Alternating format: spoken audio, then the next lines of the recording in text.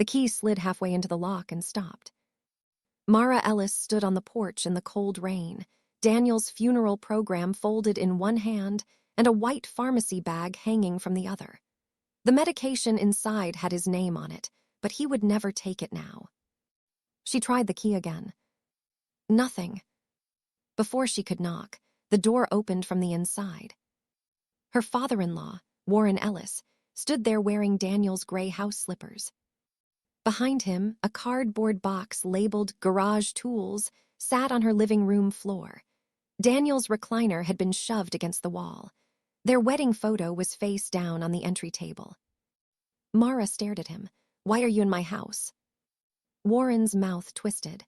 Locks were changed this morning, had to protect family property. From the driveway, his sister Linda lifted her phone and started recording. Mara's fingers tightened around the funeral program. "Daniel wanted me here." Warren stepped into the doorway, blocking her from seeing more of the room. Daniel was too sick to know what he wanted. Then he looked her up and down, rain dripping from her black coat, and said loud enough for everyone to hear, "You're only his widow. This house belongs to his family now." Daniel's cousin moved beside him, arms folded, like Mara was a stranger trying to break in. For a moment, she heard nothing but rain hitting the porch roof. 2 days ago, she had sat beside Daniel's casket while Warren accepted condolences like a grieving king. He had hugged neighbors, thanked church members, and told people, "We'll take care of Mara." Now, take care of her meant locking her out before the flowers from the funeral had even wilted. Mara swallowed. "Move aside, I need to get my things." Warren gave a short laugh. "You can come back tomorrow with a suitcase, clothes only. I'll have someone watch you." Linda whispered from behind her phone, "She's making this ugly." Mara looked past Warren's shoulder. The small fireproof document box Daniel kept in the study was gone from its shelf. For months, he had guarded that box like it held more than papers. She had thought it was just bills, insurance forms, hospital records. Then she saw the corner of it under Warren's jacket on the hall bench.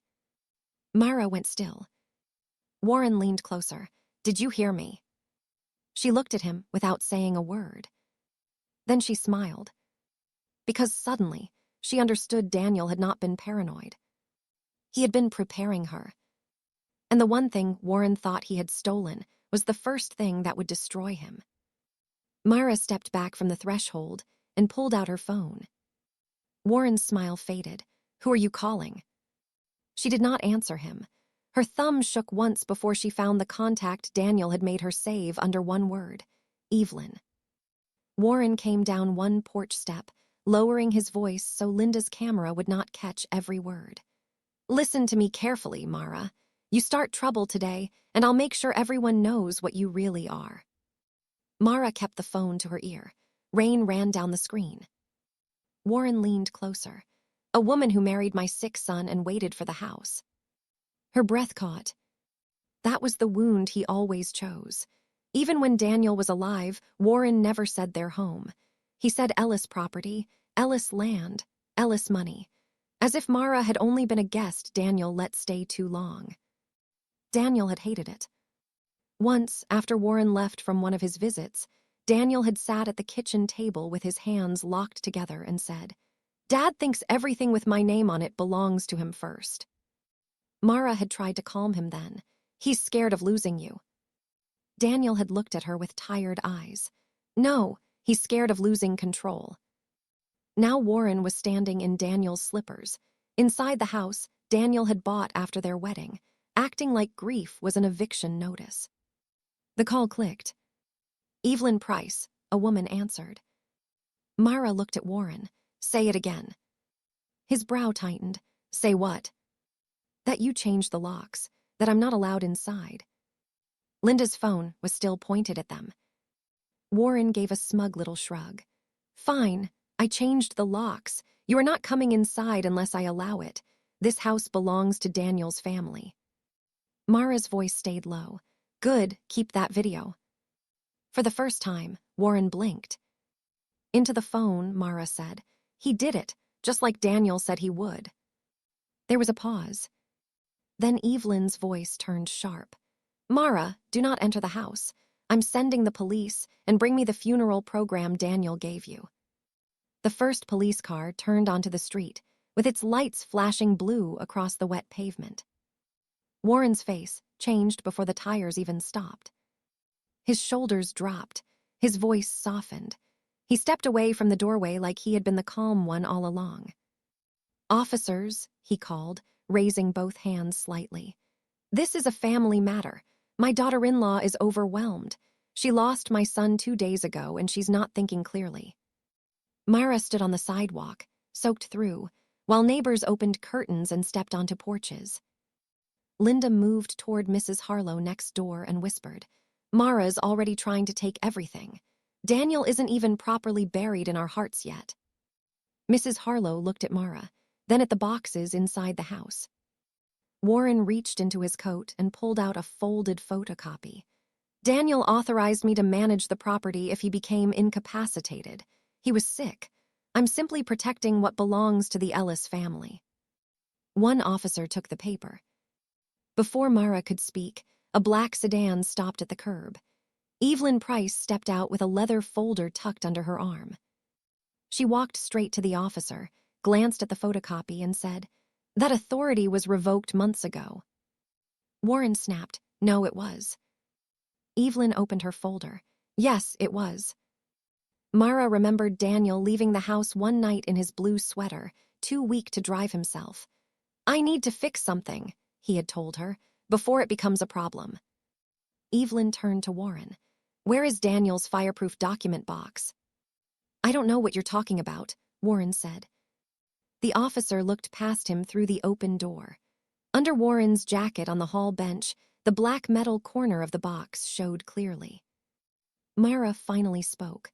"Why is my husband's private document box in your jacket?"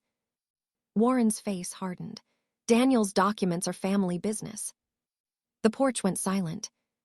Evelyn looked at him and opened her folder wider. "Warren," she said, "you just admitted you entered a home you do not own and removed legal documents." "Sir," one officer said, stepping onto the porch, "move away from the doorway and stop touching anything inside the house." Warren's jaw tightened. "You're making a mistake." "No," Evelyn said calmly. "You already made one." Linda lowered her phone, then raised it again. Only this time she wasn't filming Mara. She was filming Warren. Daniel's cousin backed away from the entrance. "Warren, you said she agreed to leave." Mara turned toward him. "I never agreed to anything." Evelyn removed a certified document from her folder and handed it to the officer. "This is the recorded deed transfer. 6 months ago, Daniel Ellis transferred full ownership of this property to Mara Ellis." The officer read it, then looked at Mara. "Ma'am, this is your home." Mara nodded once. Her throat worked, but no sound came out. For the first time that day, she was not standing outside as a widow begging for access. She was standing outside as the legal owner watching the man who locked her out explain himself. Evelyn continued. "Daniel also reported that his father had been pressuring him to sign over property while he was ill. He instructed my office to keep backup copies of everything because he believed certain originals might disappear." Warren's face drained of color. The officer turned to him. "Who hired the locksmith?" Warren pointed at Mara. "She did. She wanted the locks changed. I was helping." Evelyn slid another paper forward. "The locksmith forwarded the request after I called, time-stamped this morning, from Warren Ellis." She read it aloud. "Owner deceased. Need widow kept out until estate settled." Even the rain seemed quieter after that. Across the street, Mrs. Harlow covered her mouth. Someone muttered, 2 days after the funeral." Mara looked at Warren. "You didn't come here to protect Daniel's memory. You came here because you thought grief would make me easy to erase." Warren opened his mouth. Before he could speak, Evelyn's phone rang. She answered, listened, and went completely still. Then she turned to Mara. "The bank just confirmed something else." Evelyn kept the phone to her ear for one more second, then said, "Thank you. Send the confirmation to my office and the responding officer." Warren's eyes narrowed. What confirmation? Evelyn ended the call and faced everyone on the porch. The bank flagged an attempt this morning to access Daniel and Mara's home equity account. Mara's hand tightened around the funeral program. Evelyn looked at Warren, using the same revoked authority paperwork. That's not true, Warren said quickly. Daniel trusted me. No, Evelyn said. Daniel anticipated you. She opened the folder again and laid out the full trail in front of the officers. 6 months earlier, Daniel had discovered Warren was trying to position himself to claim the house after his death. Warren had pushed him to sign a new power of attorney form, asked him to add Ellis relatives to financial accounts, and repeatedly called Mara temporary whenever Daniel objected. So Daniel acted quietly. He revoked the old power of attorney. He transferred the house fully into Mara's name. He updated his will, and he wrote a signed statement explaining why. Evelyn read one line aloud. My wife Mara cared for me, built this home with me, and is the only person I trust not to turn my death into a property fight. Mara pressed the funeral program to her chest. Her lips parted, but no words came out. Warren shook his head. She manipulated him, he was sick. Mara unfolded the funeral program with trembling fingers. Inside, tucked behind Daniel's photo, was the note he had left her. If Dad moves fast, call Evelyn before you answer him. Mara read it once, then again. When she looked up, her voice was quiet, but it carried across the porch. Daniel was dying, Warren, and instead of being afraid of death, he was afraid of what you would do to me after it. No one defended him. Linda lowered her phone. Daniel's cousin stepped away from the door. The relatives who had helped carry Warren's boxes inside looked at the wet porch boards instead of his face. The officer turned to Warren. You need to leave the property now. This is my son's house, Warren said. Mara stepped forward. No, it was our home, and now it's mine. The legal trail was too clear to talk over. The locksmith request, the recorded admission, the stolen document box, the revoked form, the deed transfer, and the bank alert. Warren was ordered off the property that day. Later, he was charged for unlawful entry and document theft. Mara's attorney filed for damages over the lock change, missing property, and attempted financial interference. Warren had to pay the legal costs and reimburse every repair. The regret came slowly, then all at once. The Ellis family fractured. The relatives who had believed Warren realized he had used Daniel's funeral as cover to seize the house.